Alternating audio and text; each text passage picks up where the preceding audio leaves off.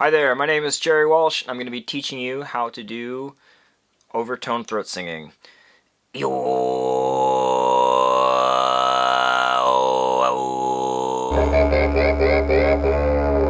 next style that we are going to talk about is called Kargyraa. This is the style that sounds like this.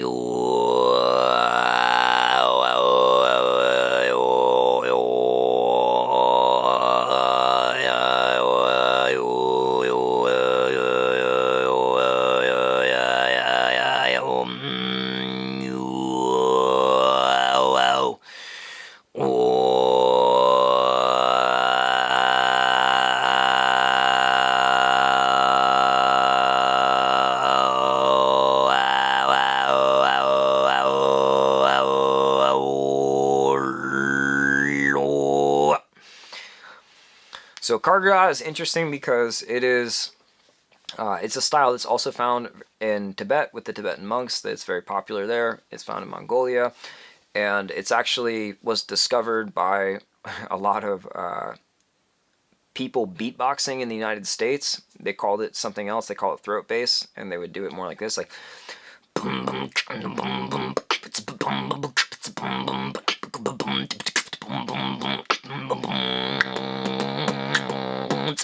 It's something that's been discovered from different cultures at different time periods. A lot of people in the beatboxing scene know nothing about tuba or Kargyraa, but they were able to activate the same thing just by exploring what's happening in their mouth. And what's funny about Kargyraa is that more than any other style, I've found people that can do it and can learn it really quickly, but I also find it to be the most difficult style to explain to anyone how to do. So for Kargyraa, the first and most important step is that we start with our mouth closed. This is what allows us to generate back pressure. If you've ever played the didgeridoo, you know that a good didgeridoo is one that has good back pressure, where it feels like there is a wall of air as we're blowing into that we're able to push against and rebound off of, that gives us the capacity to have like a punch come through with the vibration and the blowing of the lips. So we need to have this punch in ourselves and rebound in ourselves so that we can activate this area that's deeper than the vocal cords. Vocal folds is what it's called. And you'll notice it when the time you actually get it to hit and resonate and vibrate, you're like, oh, that's definitely it. There's no question about it. It's not like, oh, is this it? Or is like that it? Is this kind of it? It's like really clear. It's like, whoa, that's it. Because it feels like all of a sudden there was something in your throat that had never moved before. All of a sudden it's just like, and the whole thing just shakes off and starts vibrating like crazy. And then it feels really good. It feels really clean. It doesn't hurt at all. If you go too, it is at the same time a very, you have to be very much in the middle way with it. If you go slightly too far to one side, it'll hurt a lot. If you go slightly too far into one side, you'll just lose it. And even to this day, after being able to do it now for something almost 8 years, I still find there are moments where it hurts. And I still find moments where I lose the sound. And it's one of those things. And I do it pretty much daily because it feels really good. It's very purgative. In like the Hindu philosophy, they say the fifth chakra is the purification center. It's the center where we're able to release, express, energy is able to move.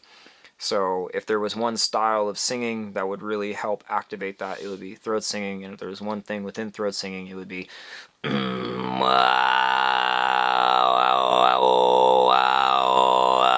it's just powerful.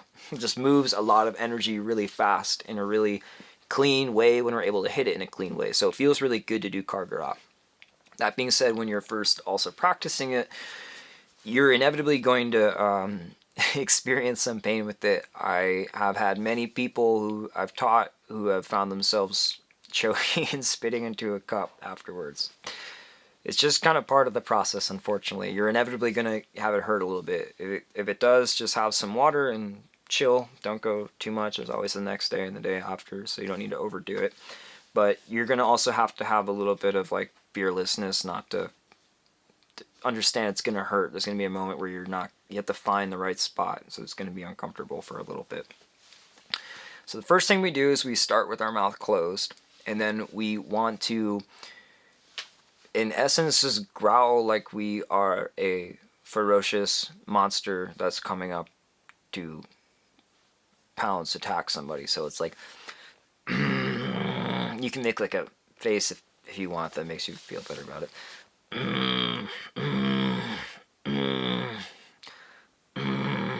And for me, because I have such a connection with it established where it's automatic, I tend to slip into it very easily.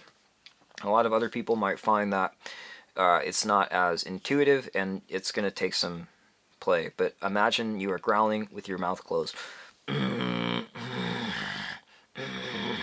you're squeezing. It's a strong squeeze. That was pretty much the entire instruction that was given to me when I first went to my first throat singing class, was squeeze. Like, you really want to squeeze, and you do.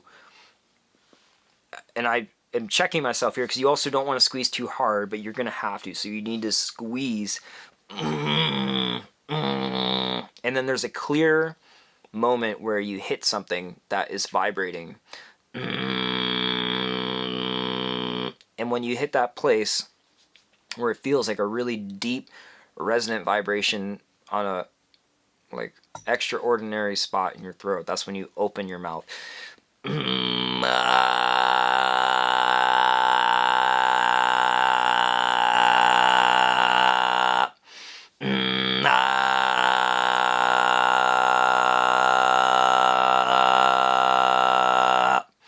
So on a certain level, really what I'm doing is I'm just vibrating my throat. It doesn't even really feel as much like I'm singing with this style. It feels more just like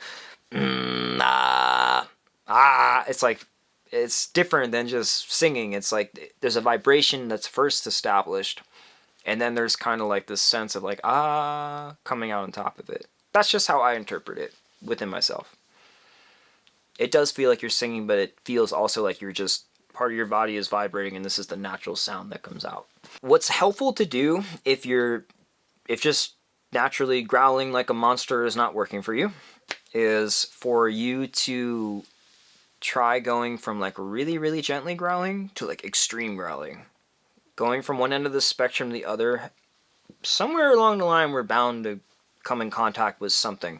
And if we do it slowly enough, then there's a good chance that we will actually be able to like pinpoint that location. And usually once you locate it, it comes second nature. Like once you ride the bicycle and you get it to balance, you can pick it up right away and do it. So that might sound something like this, going from one end of the spectrum of very loose to the other end of very, too far.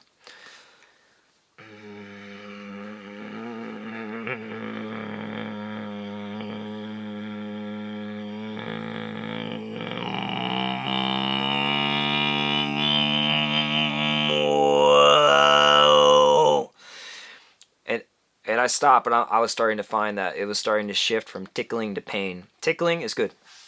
Pain is no good. Pain is immediately you're going too far. And like with the other styles, it's good to, once you get it, to project. Not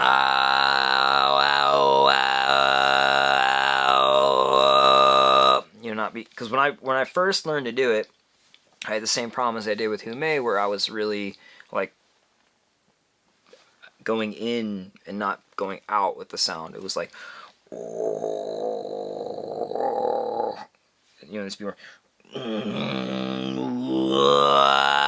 like open up and let it come out. That's gonna allow for the vibration to feel more resonant. It's gonna allow for the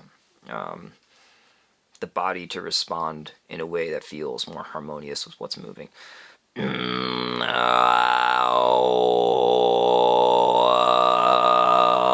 And what's interesting too is there's not as much really of a constriction happening here.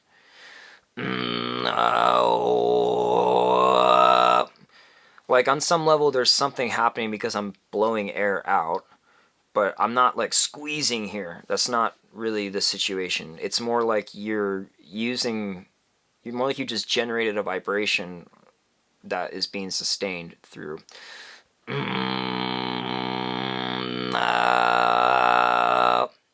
just being sustained by that location. that's an interesting thing, but it's not like this. You're actually pretty relaxed here. There's a little bit of tension because you're breathing out, but ultimately this is not where the source of this sound is coming from.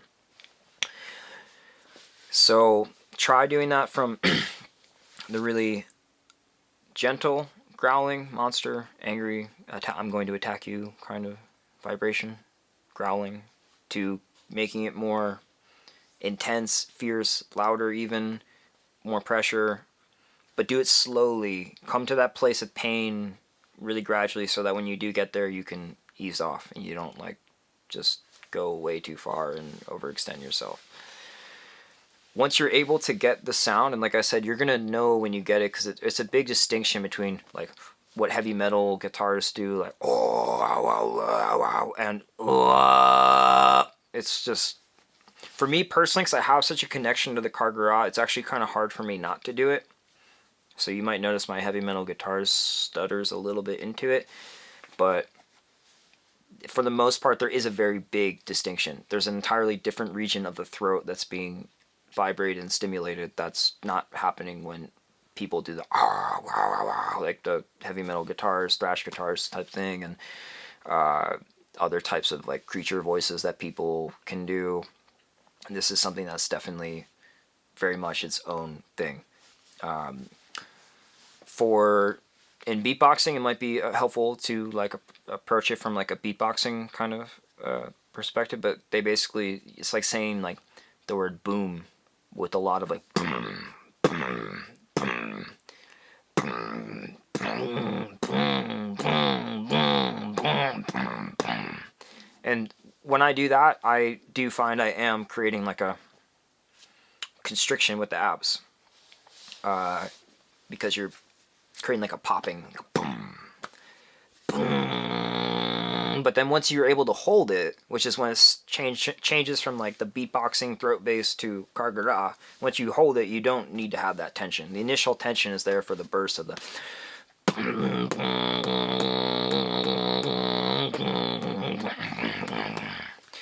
So the way to do this is to just really explore like the deepest part of your throat.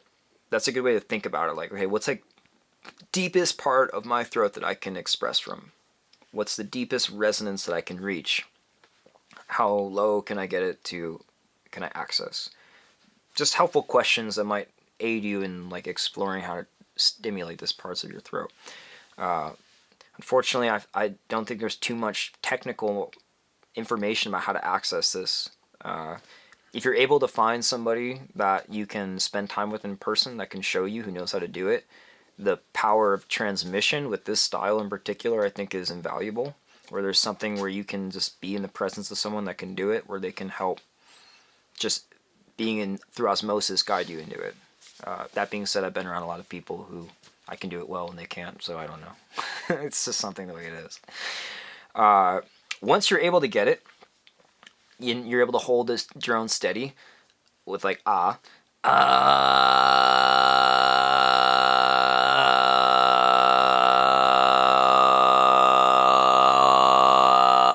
you can explore doing different vowel consonants, A, E, I, O, U. A,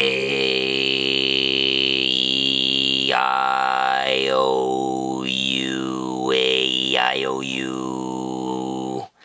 And you can also talk with this. You can also talk with this style of singing in the same voice or the same way that you would talk normally. It's just a different way of squeezing while you're talking, and there's a little bit of pressure that's required to do it while talking that I notice goes away when you just hold it steadily.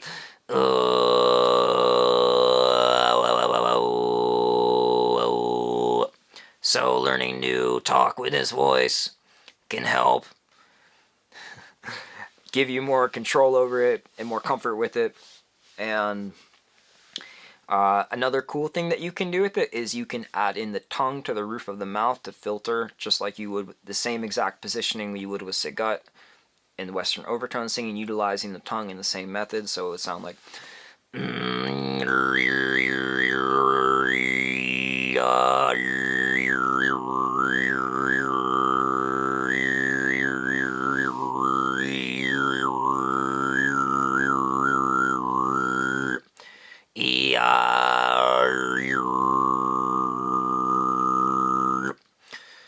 And there's the Tibetans.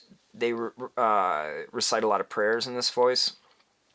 And I've always been able to do it at kind of 2 tonalities, really, like that one I was just doing, the higher one, and then there's one I can do at a lower tonality, and I find for me it hurts, so there's something about it I don't really go into much, but it'd be like,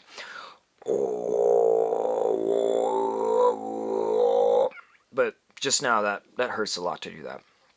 So you have to find the place where it feels good for you to do it. And I learned actually that lower, deeper one that hurts first. I just discovered that first, from what I remember correctly. And you'll find that Tibetans, if you listen to Tibetan throat singing, they do it like really, really low. I don't know if that has to do with the size of the guy doing it, or if it has to do with where they're hitting on their throat. This is about the lowest I can get.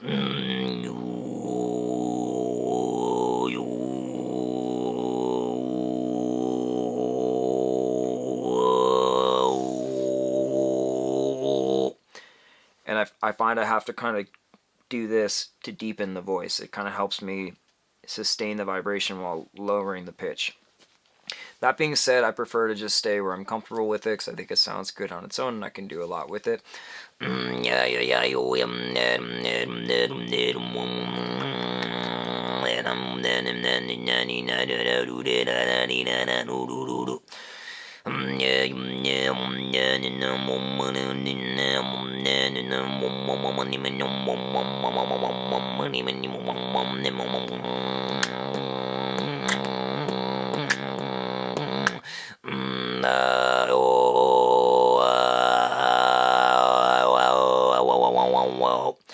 So I was doing a couple of things there.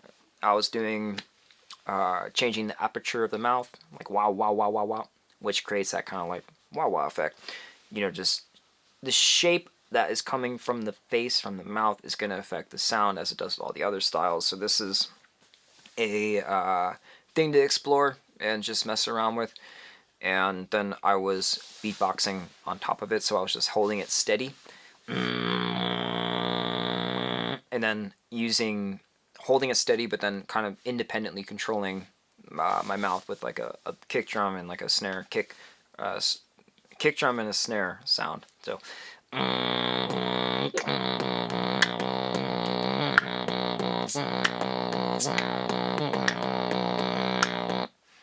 and adding in like a little hi-hat there as well. So things you can kind of explore, you know, you can kind of cross-pollinate styles there.